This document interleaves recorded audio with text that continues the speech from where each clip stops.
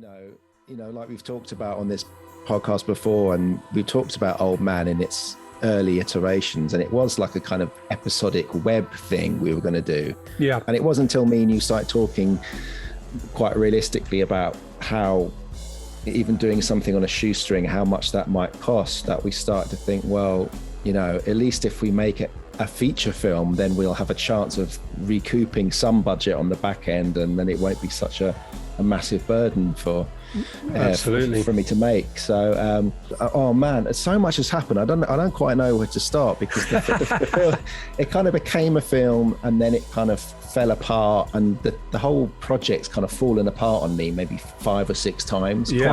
Quite in quite a calamitous way.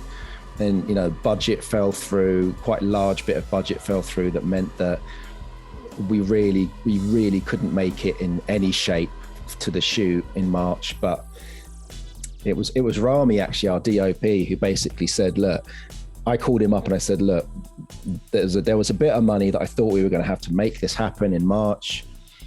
That money isn't there anymore instantly, and it kind of went in an instant on some kind of horrible situation. And he just said, look, well, if there's any way you can make this happen, because the location, it was so good. Yeah.